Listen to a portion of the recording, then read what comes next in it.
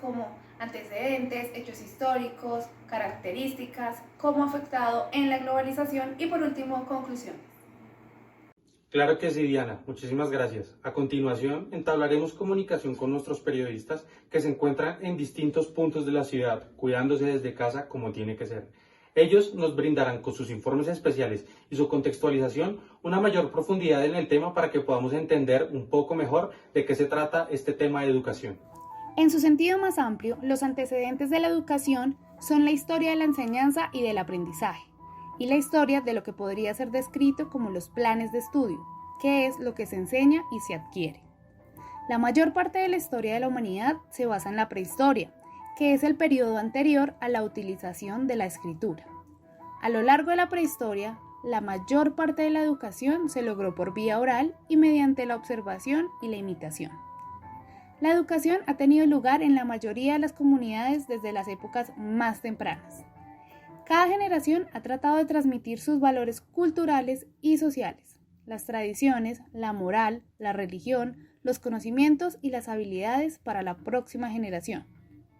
La historia de los planes de estudio de este tipo de educación refleja la historia de la humanidad en sí, la historia de los conocimientos, creencias, habilidades y las culturas de la humanidad. En Mesopotamia, los primeros caracteres del sistema de escritura cuneiforme tomaban muchos años para llegar a dominarse.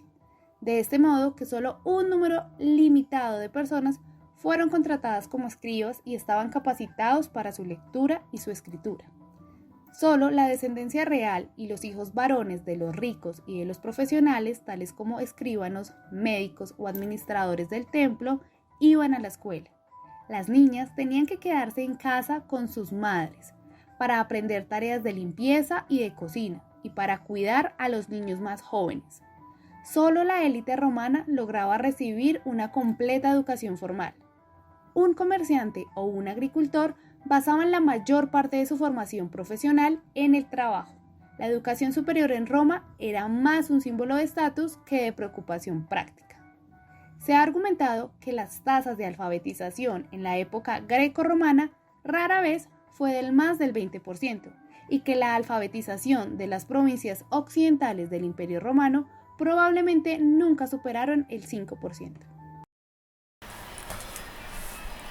¿Cómo están? Hablan con David Alejandro Cuesta y en esta ocasión les voy a hablar acerca del contexto histórico de la educación a través de los años. Tenemos una línea de tiempo en la cual pueden ver que comenzamos en el año 3500 a.C. hasta el momento actual, en el cual se separa en diferentes edades: la edad antigua, la edad media, edad moderna, contemporánea y edad postmoderna. Lo que más influyó de la educación en la edad antigua, que fueron donde empezaron las primeras civilizaciones, exactamente en India, China y Mesopotamia, que a esto también se le puede llamar edad eclesiástica. Encontramos la educación laica, educación religiosa, educación clasista y educación normativa. De la edad antigua podemos rescatar que en Grecia nacieron muchísimos y muy reconocidos filósofos como Homero, Hesíodo, Sócrates, Heródoto, Tucídides, Platón y Aristóteles. En Roma, Catón, Cicero, Tito, Livio, entre otros. En el año cero, que también conlleva la edad antigua, como bases en la religión empezaron a dar educación en bases de la religión, el cristianismo, con la teología. Ya en la Edad Media, entrando en el año 476 después de Cristo, se destaca la fuerte influencia del cristianismo y la religión, con esto llevando la primera universidad de Occidente, la Universidad de Bolonia en Italia. De la educación en la Edad Media podemos resaltar la educación con inspiración teocéntrica, que se empezó a ver a mediados de la Edad Media, y en la Alta Edad Media universidades medievales. Escuelas catedráticas, se desarrolla modelo pedagógico y también podemos ver la aparición de Santo Tomás de Aquino y el racionalista.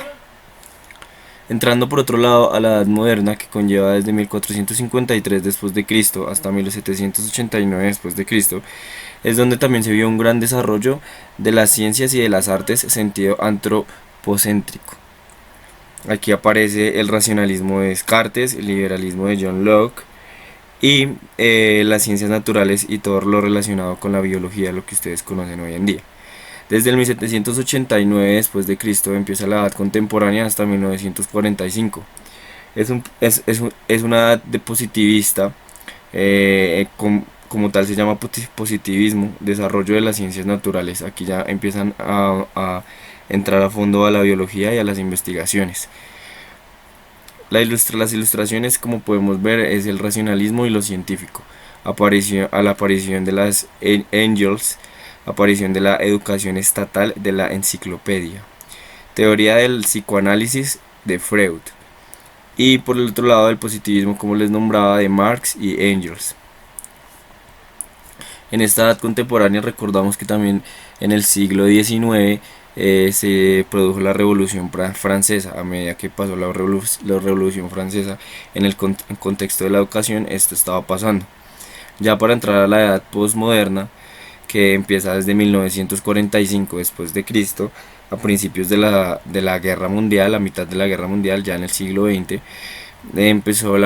nació la Unión Europea y la caída del Muro de Berlín en 1951. Teniendo en cuenta y entrando en contexto en estas fechas, empiezan a ondear unas corrientes pedagógicas contemporáneas: pedagogía cognitiva, perspectivas psicosociálicas, educación y desarrollo y constructivismo. Uno de los principales y de los fundadores de esto es John Dewey, Paulo Freire y José Ferrer, el modelo social y educativo que lo llevaban hasta el momento actual. Este ha sido como un recorrido acerca y un contexto de la línea de tiempo que ha tenido la educación a través del tiempo. Les habló David Alejandro Cuesta y espero verlos en una próxima ocasión. La educación es un proceso de socialización e instrucción de conocimientos que se aprenden o se asimilan. A la vez es un acto de comunicación entre el emisor y el receptor. El emisor juega dos papeles, tiene dos características principales. Puede ser un emisor pasivo o también puede ser un emisor activo. Al hablar de un emisor pasivo, estamos poniendo el ejemplo de lo que puede ser un libro o un dispositivo móvil que contenga internet e información, y el receptor de esta manera va a leer y va a aprender la información que desea. O también podemos hablar de un emisor activo, que sería en este caso un profesor o un video, en donde el método de comunicación y de aprendizaje es la influencia, ya que por medio del ejemplo que brinda el emisor, el receptor aprende la información y asimismo intenta llevar a cabo los mismos pasos. Todo tipo de conocimiento y de enseñanza tiene un objetivo inicial. Empieza desde cero, pero con una finalidad que es la de llevar a cabo un desarrollo de conocimiento de una idea específica. Además, se puede desarrollar por medio de la instrucción, que es el método que utiliza el emisor para instruir al receptor a llevar a cabo los objetivos y de esta manera que él desarrolle una mejor forma de expresar y de construir conocimiento.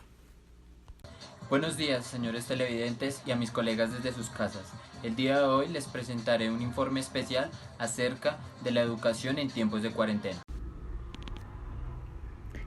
En la actualidad, la educación está en la mira de un mundo globalizado. Esto surge por las diferentes necesidades de la humanidad y el contexto social que requiere.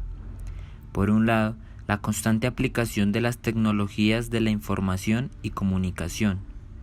Por otro, el manejo de un lenguaje que permita la internacionalización y el intercambio académico, buscando generar en el individuo competencias y habilidades que satisfagan a cada una de las demandas exigidas por el mismo hombre. A lo largo de la historia, la educación ha sufrido grandes cambios, y como se puede apreciar en la actualidad, estos cambios cada vez son constantes.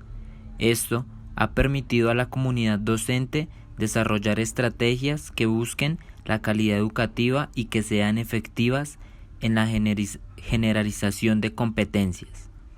Ya que nada es surgido de la nada, el hombre ha dedicado a la educación estar en la búsqueda constante de innovar a partir de lo establecido en tiempos pasados.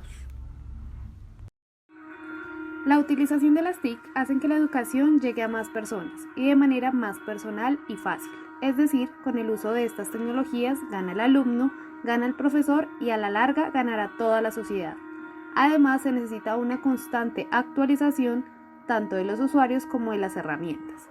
Esta actualización deberá ser a la luz de los nuevos avances que dan algún beneficio a la educación. Pero tengamos muy en claro que los beneficios que nos brindan las TIC están ahí al alcance de todos. Muchísimas gracias a todos ustedes por acompañarnos. Nos veremos en una nueva oportunidad con un nuevo tema y estaremos hablando acerca de este mismo. Hasta la próxima.